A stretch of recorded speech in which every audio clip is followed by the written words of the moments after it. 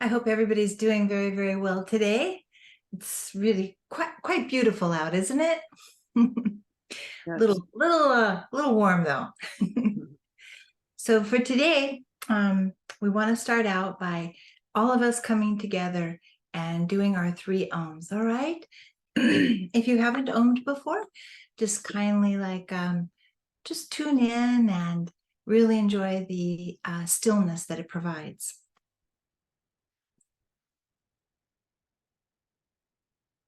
Om.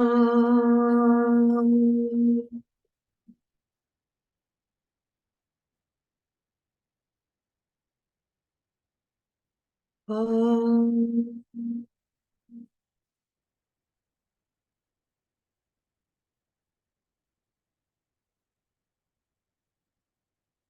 Om.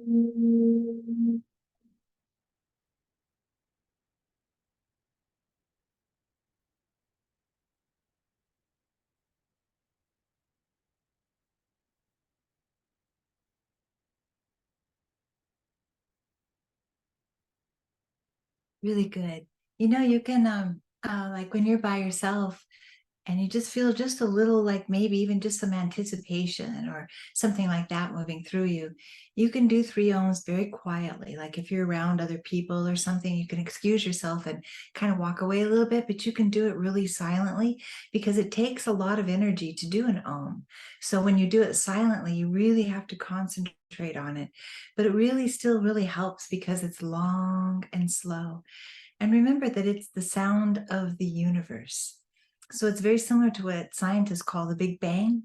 Ohming is the sound from which we all came from. So everything that's in the universe comes from sound, because sound is the only thing that can change energy. So we all come from Ohm, sort of like our birthplace. And I think it's interesting to me anyway, that it's similar to the word home, you know? Oming is it's like coming home. It's to remind us that we are in relationship with not only our family and our friends, but everything on this whole planet we're in relationship to. Just like, maybe you're going to have a bean burrito for lunch, You get the bean burrito, but we're not thinking so much about who grew the beans, who the people are that grew the beans, what's going on in their lives. We're not thinking about the people who made the tortilla or anything else, but we're related to all of them. Our purchase of that bean burrito supports all these other people in the chain to help us to be able to receive that burrito.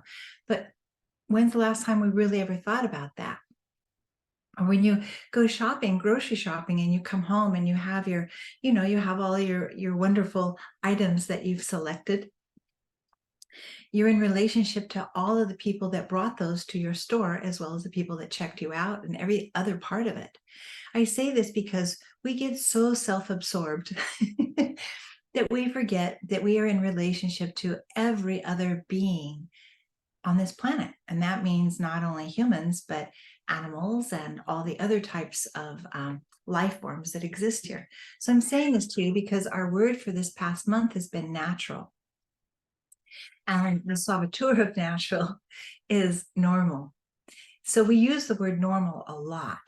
But I was thinking that perhaps this past month, it might have been a little bit of an easier word for you to use because natural is a word you can insert in conversation a little easier than some of the other words that we have. Because remember, when you're doing the word of the month, you want to help yourself to insert it into conversation, to be able to say, well, this is more of a natural way for me to do it, than saying, well, no, this is normal for me. So because I'm saying this to you, because the word normal, remember the word normal, what does it really signify? It means that we feel like we're okay within the group and we won't get made fun of. That's one way to express what normal is. Well, that's normal behavior. Okay, could be learned behavior, but is it natural to us? In other words, when you walk away from a situation, do you feel good about yourself? It's natural to feel good about who we are, but it's really normal to feel like, I wonder what they thought about me. Do you think they're talking about me? well, I don't know. I could tell that that one lady liked me, but I don't know about this guy over here. What's going on? That's perfectly normal, you see, to wonder about all of those things. But is it natural? In other words, is it good for us? Is it good for us to speculate on how we think that other people see us? We don't even know if that's the truth or not, but we can go ahead and start to create a whole series of assumptions based on that one thing. How do I think that they saw me today? Then I come to this conclusion, and then I begin to, make plans based on these conclusions. So that's normal behavior. But it isn't natural, because it isn't always going to be good for us, because it is speculation. So what is normal for us? Actually, it's going to be the word that we're going to have for the month of September. So this month, there's an exception that I'm making. Normally, I don't have the word of the month that I'm going to give to you in the beginning, for September. But that word for September is introspection. And the saboteur of introspection is internalizing. Now, the reason that I'm giving it to you today is because it's easier for me to talk about naturalness and normalness if I talk to you about introspection and internalizing. So over this whole next month, we are going to be focusing a lot on, again, naturalness, or helping ourselves to live more introspectively, which means in stillness, which means intuitively. To live more by our intuition is very, very natural. It doesn't appear to seem normal because we don't use the word intuition very often. I hear it a lot because I say it a lot, and the people that I'm around say it a lot. So I have this, to me, it has a normalcy to it. But I realize that when I'm talking to other people who don't use this word very often, it isn't normal to them. But intuition is our natural way of being. When you're a little baby, you're incredibly intuitive because you don't know anything's going on around you. You have to sense everything. You're relying on your intuition. You're relying on your instincts, which is another word for intuition. So we're relying on our naturalness. All of us are intuitive. It's just that we live in a society that says that intuition may or may not be there, may or may not be such a big deal, probably doesn't do all those things that people claim. This is normal talk about intuition, yet intuition is a huge, huge part of every one of us. Every day you're using your intuition, and for us not to talk about it, it still baffles me. It's like, let's don't talk about being logical. let's don't ever talk about analyzation anymore. It's to me, it's the biggest part of us. It's the part of us that we listen to. It's the part of us that we aspire to. Because with intuition, when you're in a place of intuition, it lessens and can actually smash judgment. Because judgment it's a projection. We're actually sending it. We're looking for someone to blame, someone to shame. We're looking for what made this person do this. How did this happen? What is all this about? Let's find the culprit. Who made me feel this way? Who hurt me today? Who's the culprit? Who can I send bad thoughts to? And even though we're not speaking like that, there's this inner implication of always looking for the person who made us this way. So sometimes we just look at our parents. Well, it must be their fault that I'm this way. For me, I think that's a little convenient, because you're still responsible for everything that you think, do, and say. So yes, some of us came in with a lot of homework that is yet to be done, which is fine. If we could learn to see the naturalness of inner growth, we're not going to be so ready to shame and blame ourselves or someone else. That's normal behavior, but I don't see it as natural behavior. Here you are, you've earned this human body. It's a magnificent thing to have. To live on this planet is a magnificent birth. This is, to me, a natural way to look at life. but it's really a normal way to go. I don't know what I'm doing here. I don't even know what the purpose is. I don't even get it. I don't know. I don't even know what I'm supposed to do. I don't even like being here. It's normal to feel like, to forget the gratitude that we are actually having a life here on this incredible planet. Because you see, this is a spiritual way of speaking, and people are like, I don't have time for that. I have real things to tend to. Really? It is real to appreciate that you are having this earth experience. As we all know, if you've ever had someone older than yourself pass away, or someone pass away that you've been responsible for in some way, you know that after they leave, all of their assets, all of their everything is still here. Not going with them. It's not going with them. Their clothes aren't going with them. They didn't pack to go. No, nothing went with them.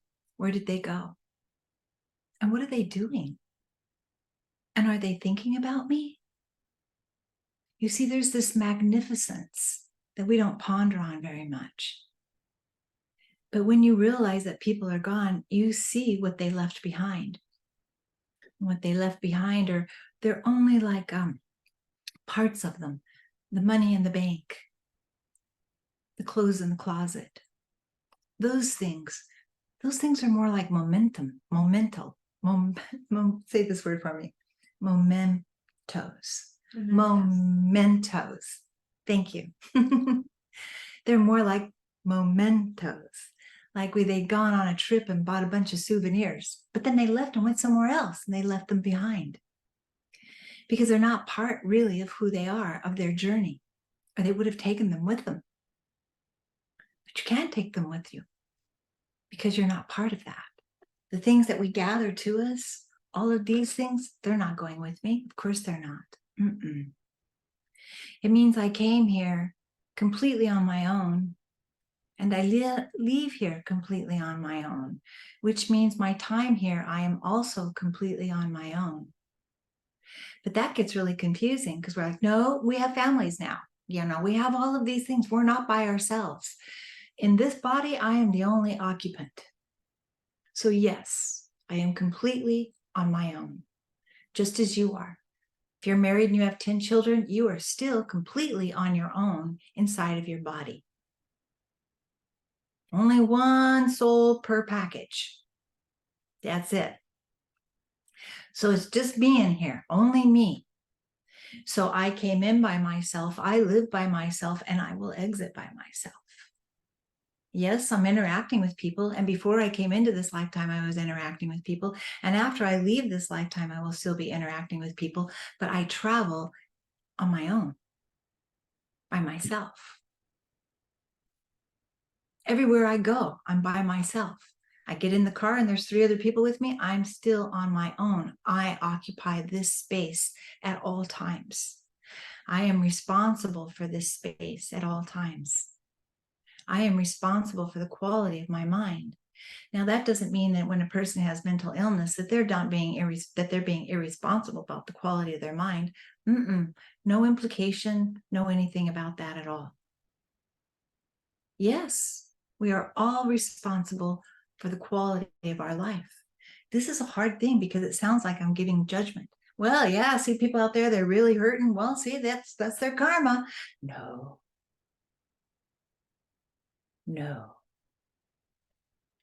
I'm talking about something deeper. We all have this responsibility to help ourselves to be able to find peace. Every one of us does. We all have suffering. And it is not a competition on who's suffering the most in this moment. No, a person can hurt us really bad with their words in a conversation that we've had. That doesn't mean that that person doesn't have extreme suffering on their own. But now we disregard that they have suffering because they hurt us. So now, in some cases, it makes a person feel free to cause more harm to the person who's caused them harm. That will make me feel better, If I can see that they're feeling, if I can see that they're feeling what I'm feeling, it'll make me feel better. It's just spreading mud around. I'm saying this because we all have to come to this place where we're all responsible for helping ourselves.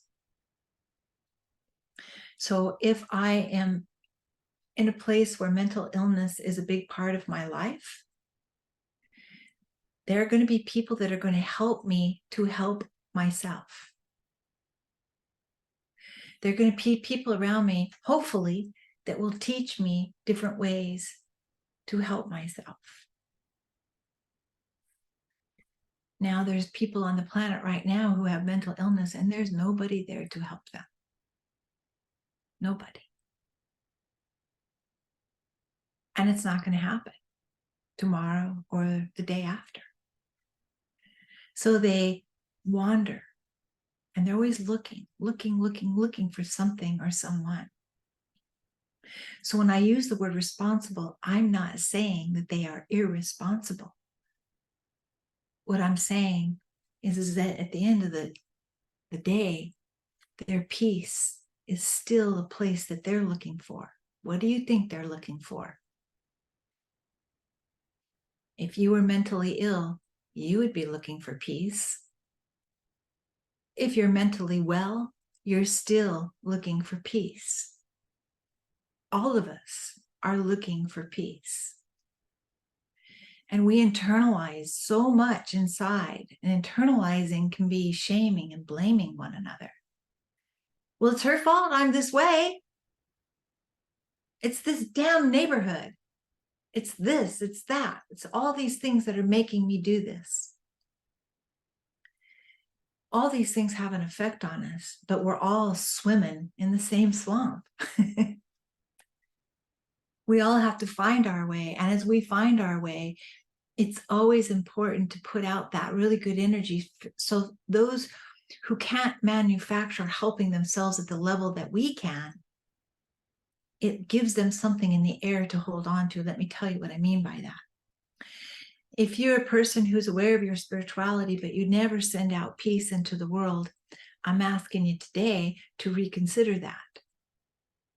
Because if you're in a situation in your life where you've received teachings about peace and you work on finding peace within yourself, in other words, you work on helping yourself to find that calm space, then I'm asking you to consider a responsibility to push it out.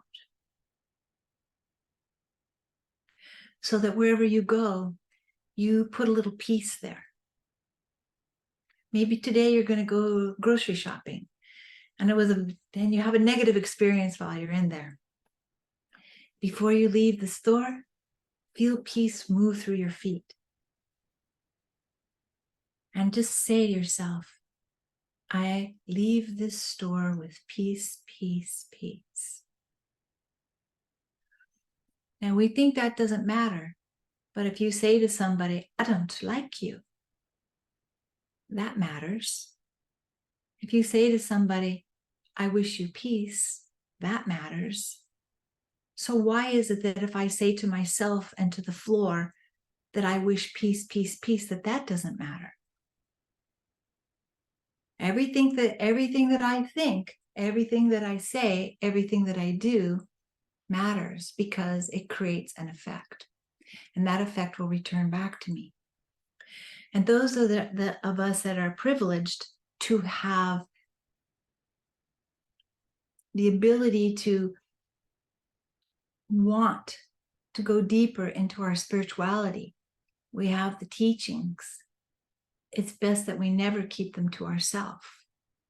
Put them back into the atmosphere. Seriously, put peace into the atmosphere any way that you like.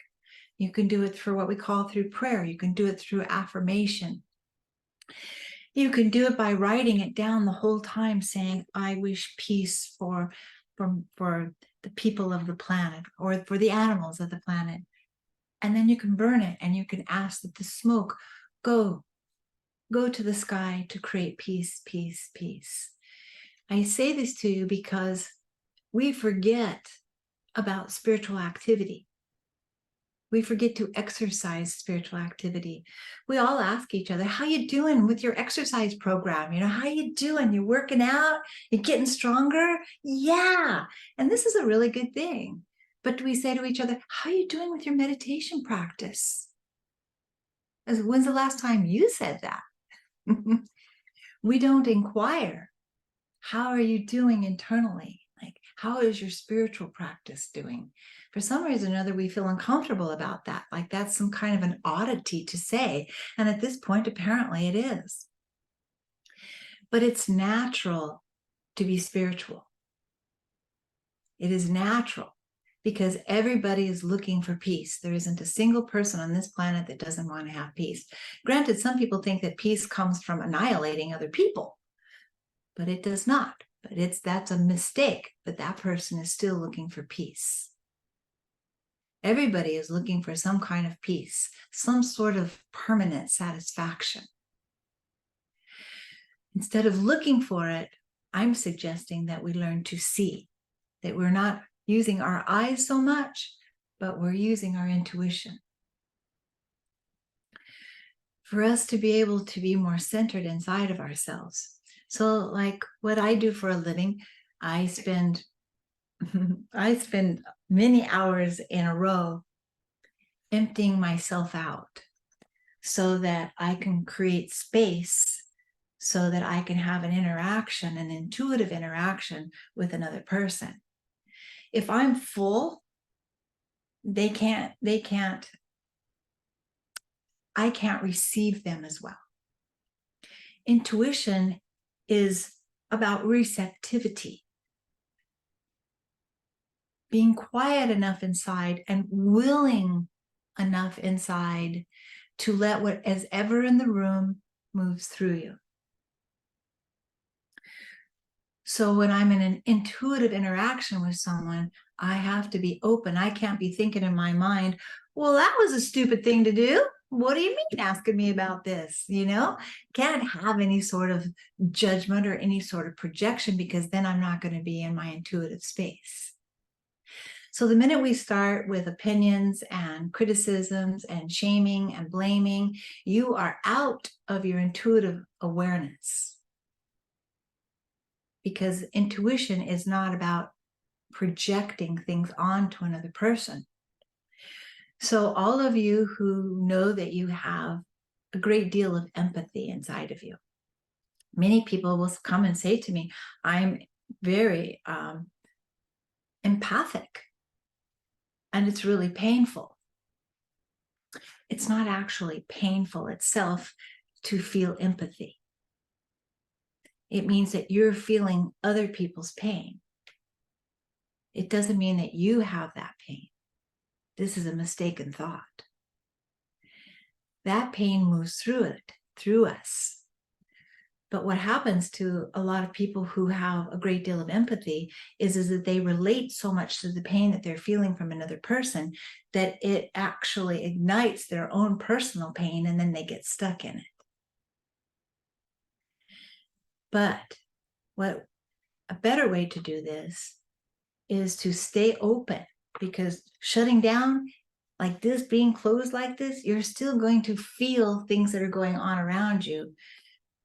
You will. Your intuition does not turn off just because you don't pay it any attention. It will be with you all the way through this whole lifetime, no matter what. So what I'm saying is, with our empathy for other people, it's natural to have empathy. It is. It's very, very natural to feel this. So when someone's speaking to you and they speak to you about their pain, what you want to do is just listen. Don't be thinking up solutions for them in that moment, because then you're not going to be able to actually feel the vibration of their pain moving through you. And as you feel that pain moving through you, it will stimulate things for you to speak to the other person about. But the thing is that after you start, maybe this person walks away, you've had a conversation and now they told you things about themselves and how hurt they were. And now you're really hurt and you feel, well, see, that's what happens. I'm an empath and now I'm going to have a really bad day because I have all this pain inside of me. No, their pain didn't cause you pain. It touched on the pain that you already have. So you're relating to their pain. Their pain isn't stuck inside of you. It touched and showed you that you're carrying pain that's similar to theirs. It's your own pain. Their pain isn't going to stay with you. It touches on the pain that you already have. So the more that we work on ourselves and help ourselves to heal, just like we were willing to listen to that person, that means that you're willing to help somebody heal by just holding space. Holding space means that you're empty. It means that you're like an empty tank and all of these vibrations are moving through you. They're not coming here to rest and to roost inside of you. They're moving through you. The more open that you become, the more that they move through you. They don't touch on everything and give you the mistaken thought that these thoughts are now your thoughts. No, they awaken your thoughts. They awaken your pain from the past. You're still who you are. It's just like when we breathe air. This is the same air that Jesus was breathing. This is the same air that Buddha was breathing. This is the same air that criminals, big time, are breathing. It's the same air. Does it make us bad?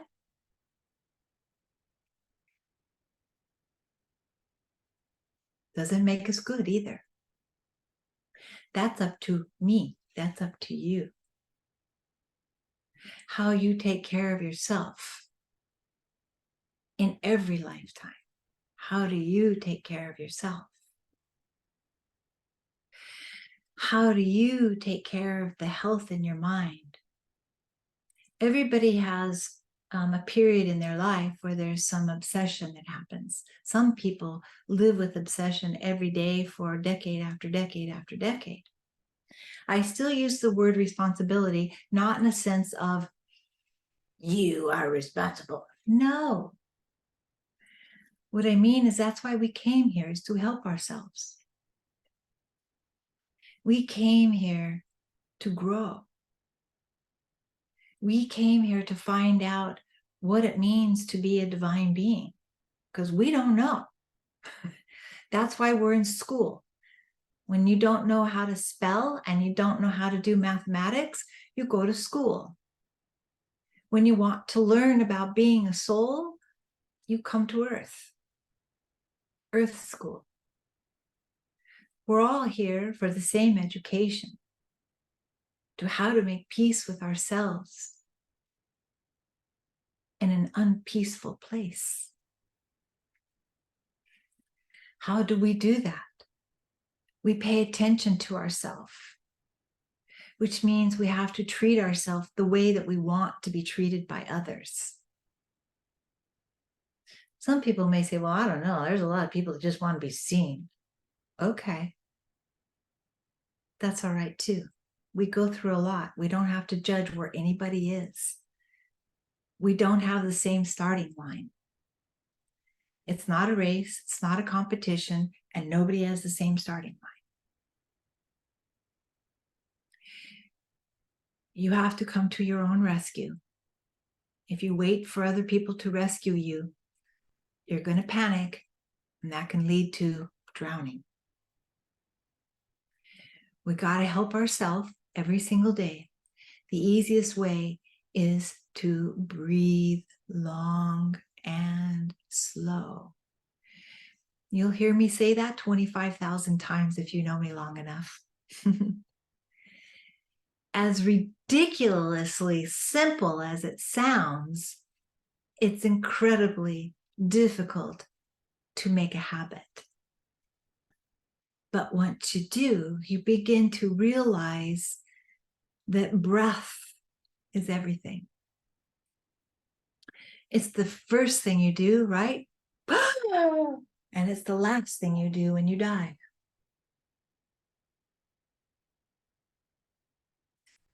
So all through life, we breathe and we don't think about it. But I'm asking you to consider feeling it, feeling your breath, not thinking about it, but feeling it.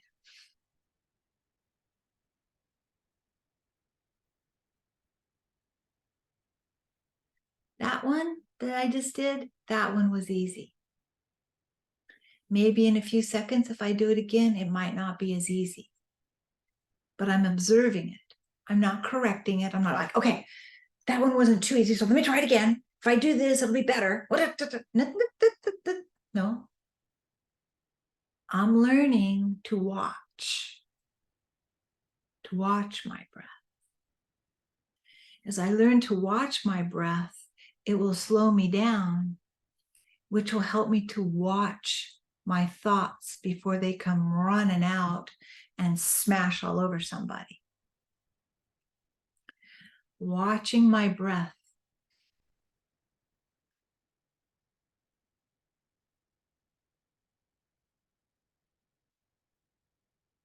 fills me so I can watch my mind, so I can help myself not get consumed with fear, with stress, so I could listen better, so I can feel my inner strength. Learning to breathe is a very human thing to do. Because our breathing and our thinking always travel the same path at the exact same time. When your mind is filled with panic, what does your breath do? It doesn't do this.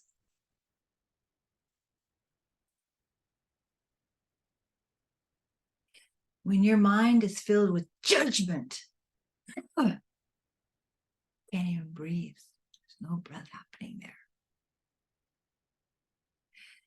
Every time you change your temperament, every time a mood changes, your breath and your thoughts travel together.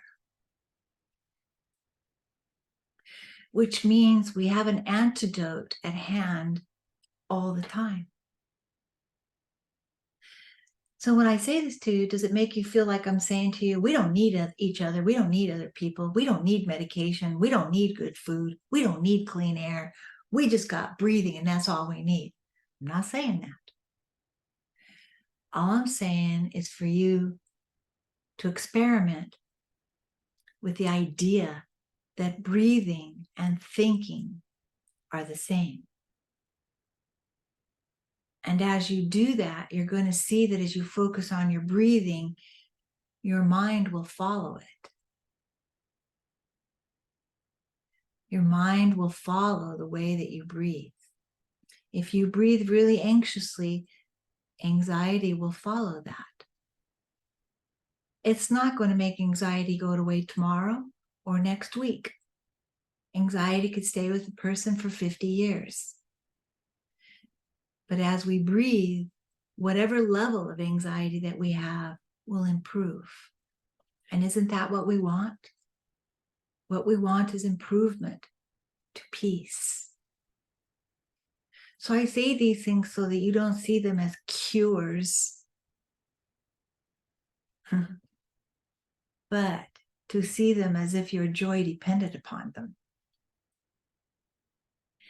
Because when we have confidence in ourselves, it means that we're helping ourselves. We're aware that we want to be in a good space. We want to have peace. We want to walk in peace. We want to speak in peace. We want peace. You know what my teacher used to say? He says, oh, you know, people are always asking me, Swami, I want peace.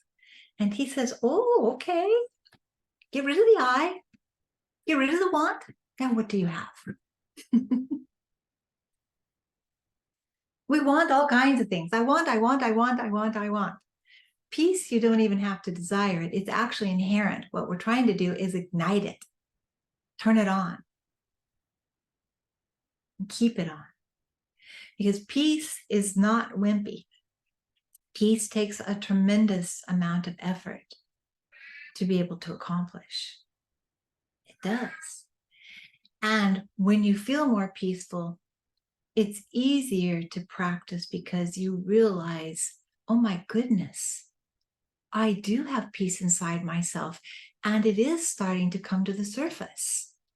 Oh my goodness, normally I would have freaked out if that person would have said that to me. I didn't do that. I felt like freaking out. I felt it, but it didn't happen this time, and that's a joyful experience because it means that you're really caring for you.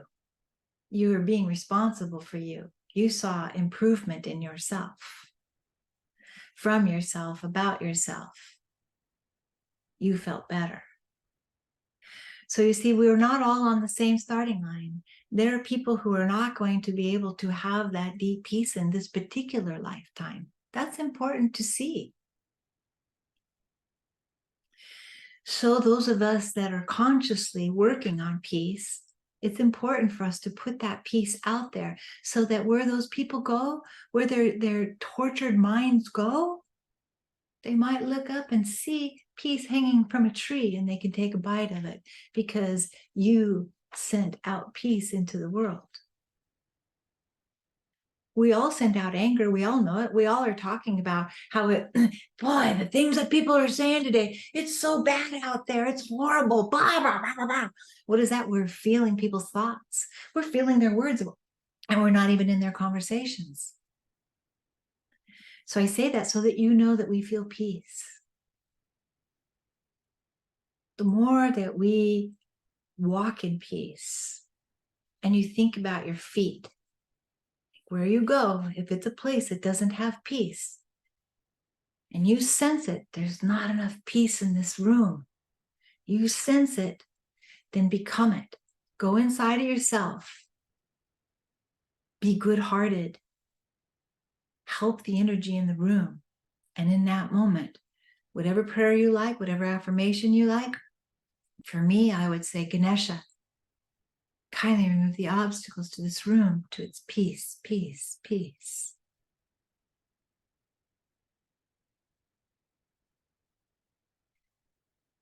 And wiggle your toes so that you're sending that signal that it's moving through you into the floor. So anybody that walks on top of your footprints are privileged to be able to feel that. Everywhere you go, blow peace out into the world. It takes this much effort to get this much peace to go out to the world.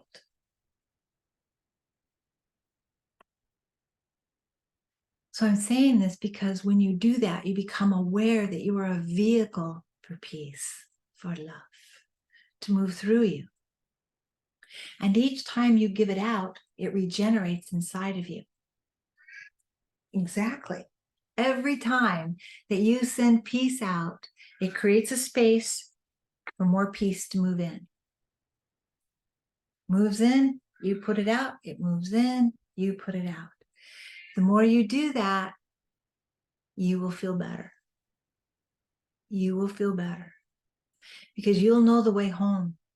You won't get so lost out in the world because the energy in the world is so intense and it's so sharp that it can cut anyone. It can make anyone bleed. It's true.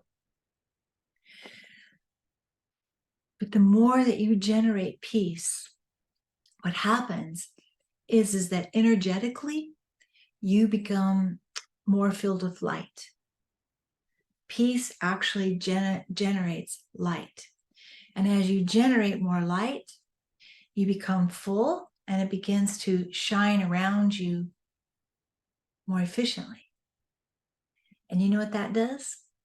That actually keeps you safe from those sharp, ugly thoughts that are floating everywhere in the air right now. You don't have to do all those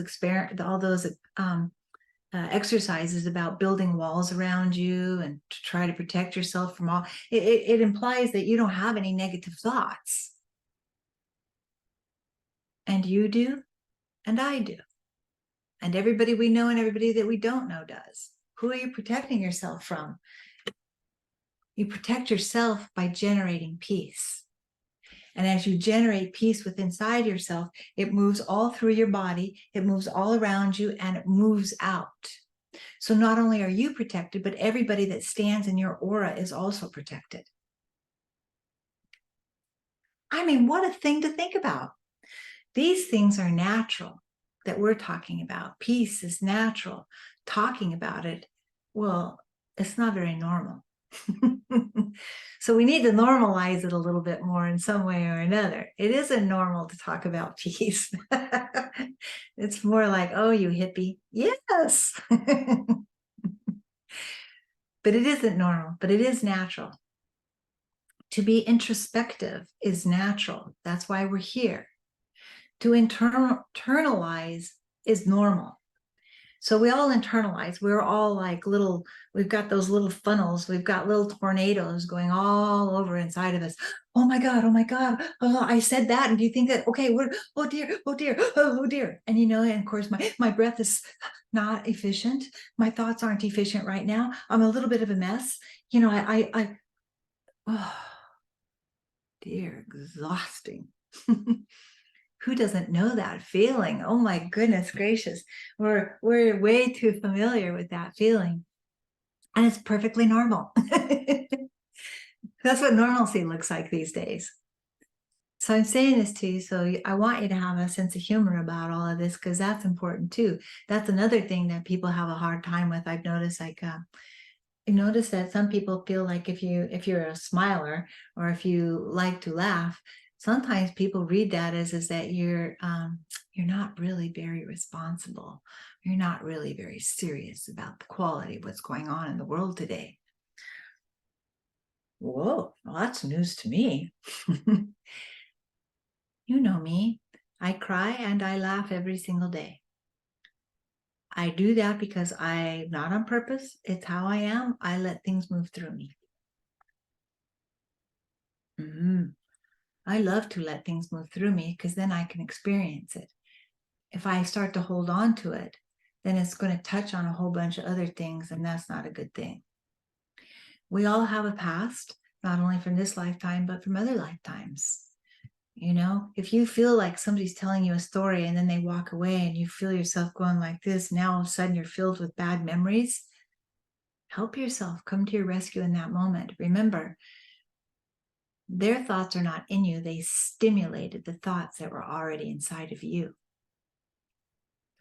And you want to get a hold of yourself and go, okay, let me breathe this out. Do some prayers. Do something that will help you to breathe long and slow.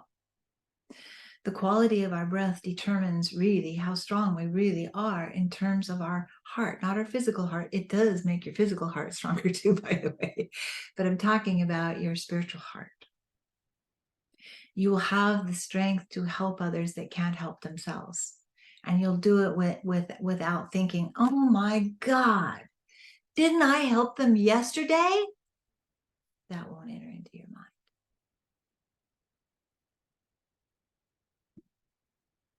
I mean, consider that. Being able to help others without any resentment, or little to none. Being able to move into whatever it is that you need to do without feeling angry, resentful, how unfair this is that I have to do this. If I stop and I'm like this because this is unfair, you see this, how much time and how much energy I'm putting into that feeling in that moment. Of course, I exaggerate it. I want to keep reiterating that so you can see it. That's why I do it in that way, so you can see the drama of it. We all are drama queens and kings, you know, it's just the way it is. But we don't have to be. We don't have to use that much energy on negativity, because what happens is that at the end of the day, you're just like, What a horrible day this was. This was really awful.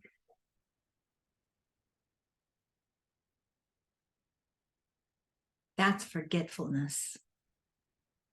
That's when we forget that we are human beings.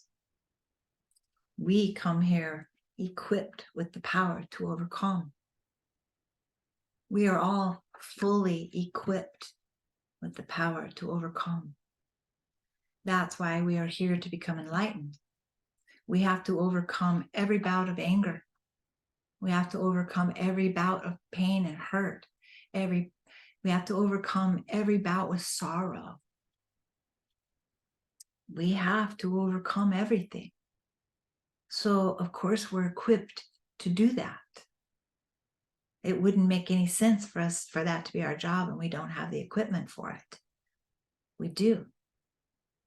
It's just that it's become normal to complain about our conditions to the point to where it weakens our minds and it weakens our ability to remember that we have the power to overcome. And again, I want to say, I say this to you because it can't happen in one lifetime. And again, there are people who are only going to learn that this is how much power to overcome they think that they have. And they're only going to utilize this much in this lifetime. Does that make them weak? No. If this is the best, truly the best that they can do from where they've come from other lifetimes, that's magnificent. But we look at them and we go, they've hardly made any progress at all. Oh, you have no idea where they've come from, how much they are overcoming, how much energy it took them to overcome this much. And then you see somebody who's overcome this much, but maybe they had this much from other lifetimes of education of the power to overcome. We don't know where people have been in other lifetimes and what they brought with them in this lifetime. But we are eager to judge how ridiculously stupid this person is. Well, I just can hardly say that word, sorry. We forget. We didn't start on the same page. We didn't. We all came from different places. The starting line is not the same for all of us. So the more compassion that we have, the better off we all are. We want to make it natural and eventually make it normal, where we actually are having places where people can go to rest. Wouldn't that be lovely? You're driving along on the freeway, and if you've ever driven down to Arizona and you're in that big long stretch of the desert. Now, wouldn't that be lovely, instead of just having the toilet rest stops where you can actually stop and go into a place and rest your mind, because it has a place for meditation. I know, sounds crazy, doesn't it? Crazy good. Crazy good. So what that we're not there? If you're driving through the desert and you have to stop at one of those places, don't let that stop you from sitting in your car and praying, sending peace, breathing deep. Just because they didn't build a meditation center there doesn't mean that you don't have the ability to stop and cultivate some peace. See what I'm saying? I can't tell you how many different public restrooms I have been in that I use them as my personal little stall of peace. I'm serious when I tell you that. Shopping centers, roadside places, whatever it is, if I'm feeling a little like this, you can bet that there's going to be a prayer coming out of that stall. Absolutely. Because I don't like that feeling of being out of balance. And every day I'm out of balance, just like you are. And every day we have to keep working on our balance, because every day the wind and all the things that we're doing is really rocking our scales. So we have to practice balance so that those scales don't tip over, and then we have to set them all up again, and all of that. So what we're doing is we're teaching ourselves the beauty and the simplicity of the power to overcome. The beauty, the power, the simplicity of activating the power to overcome. To remember to be patient, to be compassionate for those that can't find their peace and that they don't even know how. And no matter how much instruction you give them, it's not going to make sense to them. So just be kind and good to them. Just breathe deep when you're around them so they can feel it from you, and perhaps they can experience it in that moment. If they can experience it, it goes into their memory, because nothing ever goes away. Just because you don't remember something doesn't mean it went away. Just because somebody gets dementia doesn't mean their memories went away, because they don't go away. It means they forgot your name. It means they forgot where they put things. And that's what the brain, that's a disease of the brain, not of their mind. So because you don't remember certain pains that you had, doesn't mean it isn't still there. So when we see people and you say, well, I've been trying to help them, but they don't, da, da, da, da, it's okay. You need to not have any expectation of anybody's growth. That's judgment. We don't have time for that. I'm sure you've realized, just as I have, the world is in some pretty serious problems right now. We don't have time to decide other people's morality or their character. Let's just send them peace.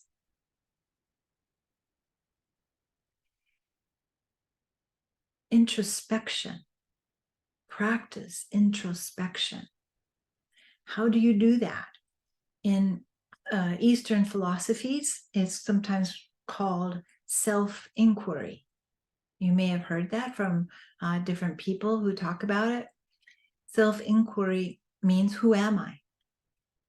Instead of saying, so stupid, it's better to say, wait a minute, who am I? Am I divine?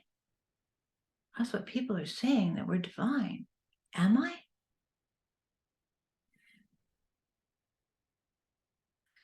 Something inside me makes me really anxious whenever I'm around this other person. I'm going to be still with myself the next time I'm around her to see if I can change that. That's self-inquiry. I'm not asking who's right, who's wrong, who's the bad person, who's the good person. I'm just inquiring in myself what I can do to change my energy. And I'm asking myself so that the next time I'm in that situation, then it'll be there and I'll be like, oh, there's that situation.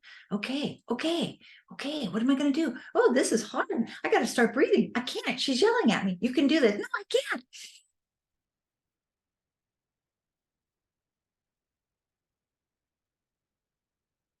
Wow, I can. It doesn't mean it will be that way the next time, but the time after that will be. You see, there's no goal in spirituality. Ambition is not required.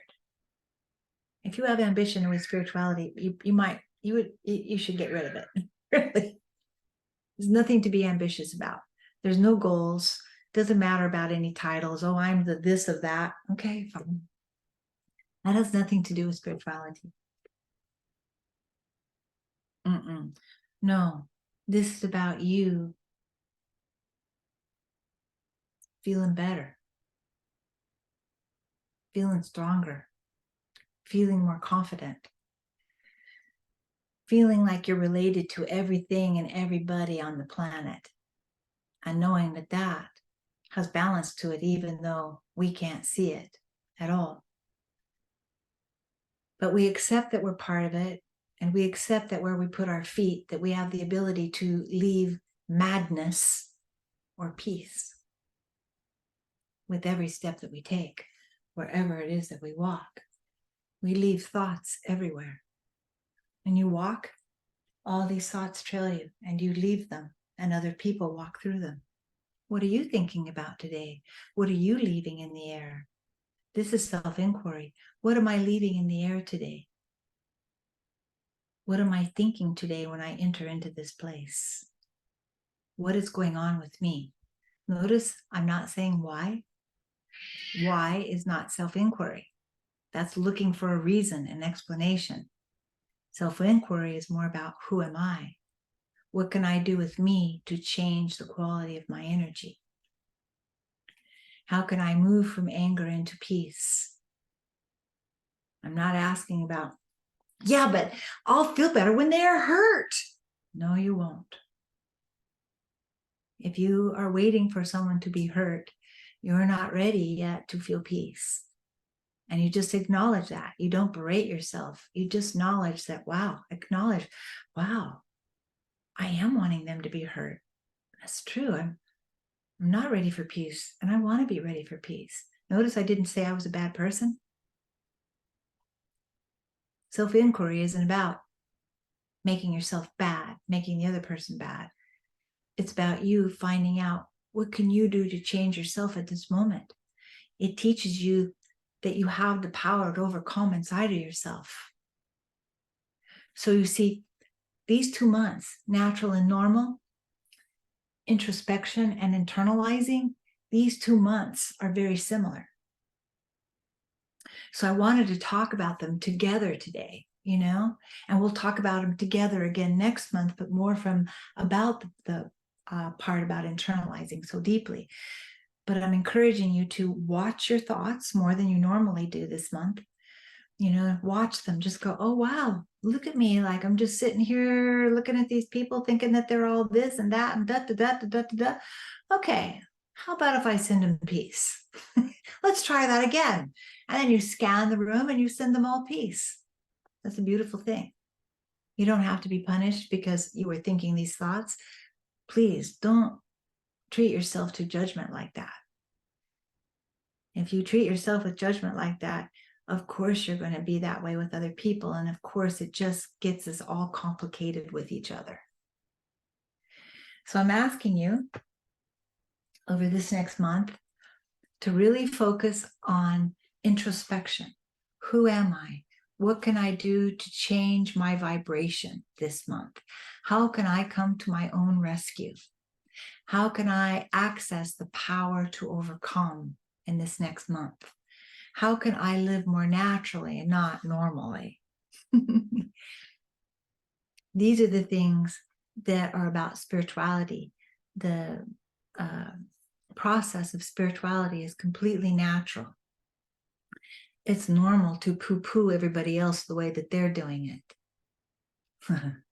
But it isn't natural.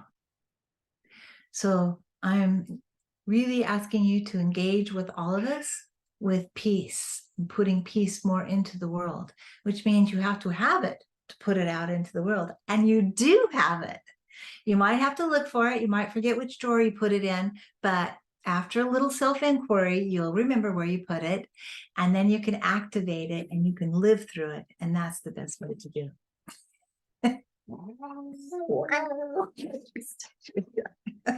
Sorry, we're having a little lack of peace here.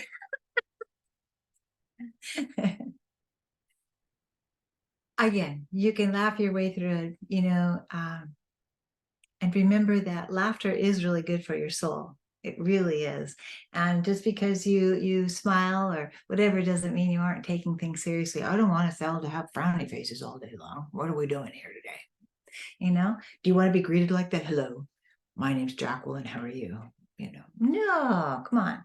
You want to be open and welcoming and at least let people know that you have a reasonable amount of joy inside of you that you're willing to give.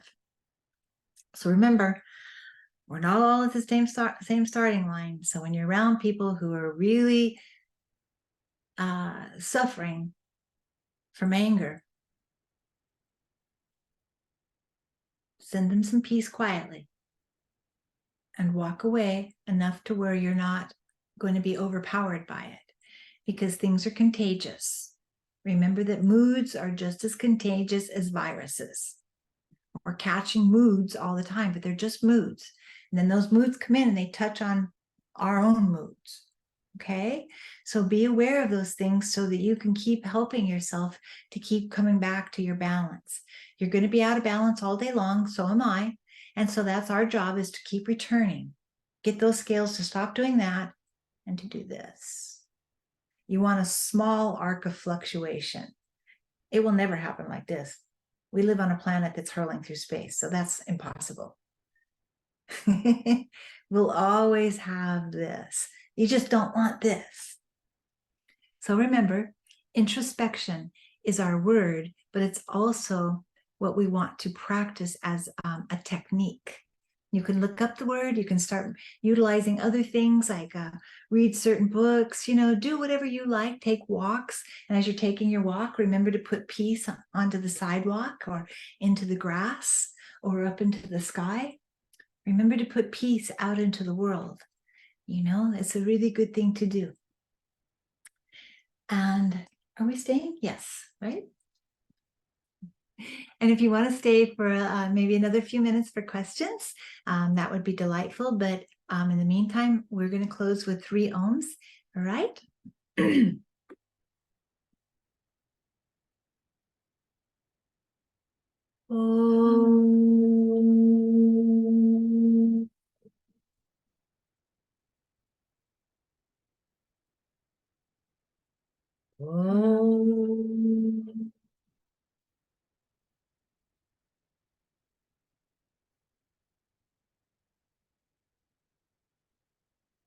Om. Om.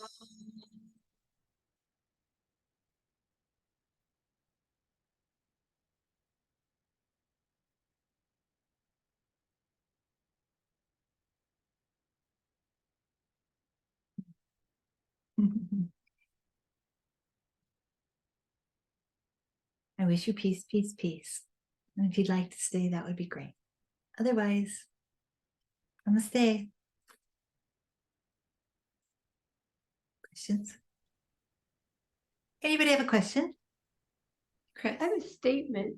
Okay. I am so glad that I'm no longer my own worst enemy. Well, that's a really good thing. Yes, because especially how you described it, that, it was just my judgment on myself. And then, of course, I was judgmental out in the other world. Right. And it leads right to punishment. Mm-hmm. Not that I want him to punish, or I would, beat myself up so badly with the negative self-talk and things like that. Yeah. And then, of course, we can't grow. Exactly. So maybe I've gone. That's a big deal. Yeah. That's a really big deal. For the inner peace. Yeah. And it's the same. I do have a question, because I'm very sensitive to sound, I'm just more sensitive to things. So like grocery stores now, they've upped the music, and sometimes there's hard metal in there. We were just talking about this. Pardon me? We were just talking about that. Oh, it's just terrible. And I have a sensation that it makes me want to cry. So how does one protect themselves with that, except going in quickly and also using earbuds, I think whatever if you want to use, some sort of a device or something like that, well, I have no objection. I'm like, help yourself any way that you can. But Ruby and I were talking about this, was that yesterday? Mm-hmm.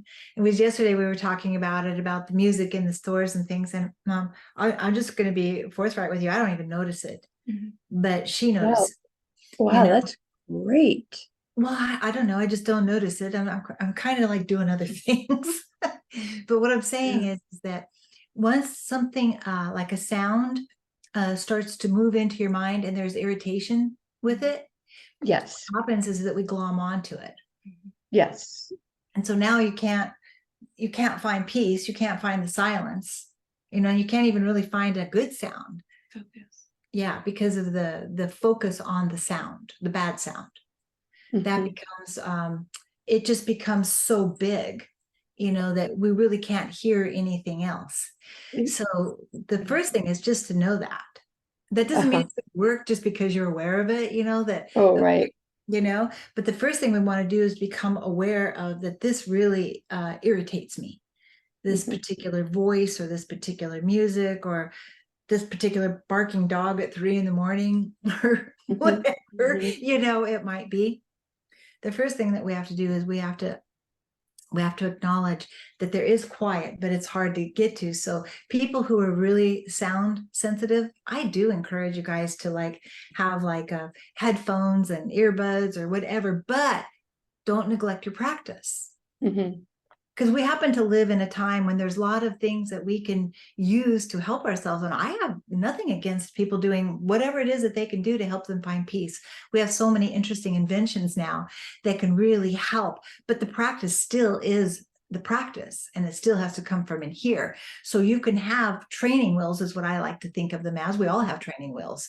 And so you get your training wheels, like whatever it is that you need to help yourself, because you're sending yourself that message.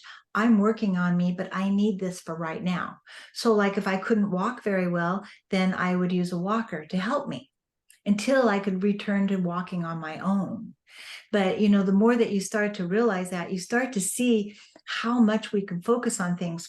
So, I showed you that practice, not all of you, but I did show this practice in Vipassana, where they try to get you to focus right here. So when you're breathing and you breathe in, you can feel the coolness that's here. And then when you breathe out, that after a while, your breath feels totally hot on this one place. But once you're able to feel this one place, you can actually move it over here. And you can start feeling it over here, and you can move it over here. You can feel it here. You can feel it. And you start to realize how much self-control we have once we start practicing to have self-control in the sense of things like that. But it's hard. It's not like it's going to come easily. It's a practice. This is why I'm trying to be really easy, because I don't want anyone to feel well, I should be further along, or what, I use a sleep aid, or I use headphones or whatever. Hey, if you have the intention to help yourself and you're using anything, I say go for it. And then after a while, you'll find that you're not wanting to do that so much, and it will start to change into something else. But yeah, sound is one of those things. And why is that, Deborah? Because it's a vibration, right? Yes.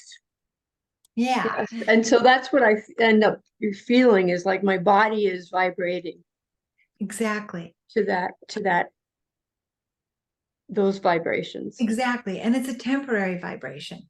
And so it's important for us to know that as soon as I leave this store, that sound is not going to go with me. So while you're in the store, you want to practice going, okay, there are other sounds here, and I'm going to see if I can find some of them. You can practice like that. Seriously, her and I were together, and it was hard for her when she got out of the store. She told me that, and I was like, oh, I didn't notice it. Oh man, I wish it could have been the other way on some other thing. and I noticed it and she didn't. So the thing is that it's nice if you have people you can talk to about this, too. But yeah, it's we will hyper focus on the things that we have identified will steal our peace. That's how valuable peace is to all of us. We're hyper vigilant. We're looking for the burglar, who's stealing my peace. So we're like, there's a burglar out there. I can tell, oh, it's the music this time, or, oh, it's this. But you see, to me, I think it's a good thing to notice it, because it helps you to know that peace actually exists inside of you and how valuable it is. And you're wanting to, to help it. So good for you. Thank you so much. And I'll see it as a practice. See it as a practice. Absolutely. Thank you. Chris has a question. Oh, Chris? Hi, thank you. I just wanted to ask, in addition to peace, peace, peace, I'm working with some men who are not doing their jobs and creating a rather toxic environment. And when I called them out on the fact that they hadn't done their jobs, they said that I hurt their feelings and they didn't want to work with me anymore. And I'm wondering, how do we help others? Because we've all been struggling with these two people in this organization. And what else could we do in addition with peace, peace, peace? Because we're working on that, but it's also making us very frustrated because we're, trying to save whales and they haven't done their job in over a year, and we need their work to move ours forward, if that makes sense. Sure, absolutely. And I understand the kind of frustration that you're talking about on other levels. I don't work with people who are saving whales, but we're all trying to help one another in some way. But when people don't really want to work in the spirit of cooperation with us, there's really not a whole lot that you can do about that, because that is really their choice. The only really choice that you have is, how does it fall on you? And the other thing is that I always say this to myself. I always tell myself, be careful, don't become the thing that you disdain. You hear me say that a lot, but that's because I say it a lot to myself, so that I remember that what I don't like in that person, it's the seed lies inside of me too. And so then I have to watch myself to make sure that I'm not feeding that by being it. I have to change my vibration. So no matter what, you have to change your vibration. I have to change my vibration. Each of us have to, because most people aren't going to agree, all the time, especially in situations like what you're in, Chris. So we know that we can't change those particular individuals. But I will tell you that prayer, peace, peace, peace. I know you're frustrated. I get that. And you definitely have my compassion on that. Really, you do. And at the same time, remember that prayer works in the best time possible. It never works in human time. So the more that you keep doing what you're doing and you keep cultivating peace in your heart, never think that that's wrong. Because we sometimes think we have to up the anger. And once we do that, then we've become the thing that we disdain. So I say that not just to Chris, but to myself and to all of us. There isn't a soul of it in here who hasn't done that or won't do it again. It's very difficult not to up that.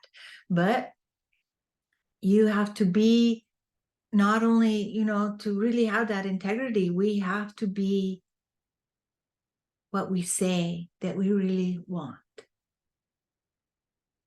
And I'm not saying that Chris or anybody that works there isn't doing that. All I'm saying is that all of us have to maintain that steady strength of peace, because that's the only thing that will really clear the obstacles. Otherwise, myself, anybody, we will lower ourselves and engage in oppositional fighting, really. So you keep going no matter what. And Chris, I know how strong you are. And I know you'll keep going, and I'll throw some energy your way too, okay? Thank you. You keep on it though. Okay, who else do we have? They're just very nice comments. Everyone's saying that they love you. Oh, and I love you. So you see, I just wanted to reiterate how hard all of this is. But it's really much more difficult to live a life without a practice. To live a life without a practice is, I don't know, it's a very difficult thing to do, because then you don't accept that there's answers. But the more that we learn to feel and let it move through us, let it move through you. You have to really practice not being a catcher's mitt, catching all the negativity that's in the room, because you'll go home with it. And then you'll have to work it out, because it'll have touched on all these other memories that you've had of being mistreated. And before you know it, you're in a really bad state. And it could take a week to get over that. So we have to be careful. And remember, I want to leave you with this. The yogis tell us that 5 minutes of anger can zap you of an entire month's nutrition. That's how much energy it takes to be angry. Really. It takes a lot of energy to be angry. So that's why we get drained so easily. And if you're in an environment where there's a lot of arguing going on, you're going to feel drained quite a bit. Absolutely. So the more that we practice peace inside of ourselves, we're going to be healthier and stronger, and we're not going to be so zapped of our energy all the time. And really, everybody wants to feel full of energy. I've never had anybody tell me they didn't. So, you know, we all want more energy. So the more that we practice, you know, helping ourselves feel the energy move through us, the healthier we're going to become, because there's always a direct correlation between our health and our mind. And this is, I hesitate in saying those things, even though we know it, because then people say, oh, are you saying it's all in my mind? Well, of course. Of course. Everything's in our mind and everything affects our body. But again, we use this judgment and say, well, look at their body. Are you saying that no, don't do that. Don't go there. Understand that there are many things that we don't understand. And physical health is one of those things, because we still don't understand our own mental and emotional health. So this month, we're going to focus on peace. We're going to focus on introspection and being quiet and still. Want to focus on being open and knowing that everything moves through you. It's not going to get stuck in you. It's just going to touch on things that you've gone through before. That's all.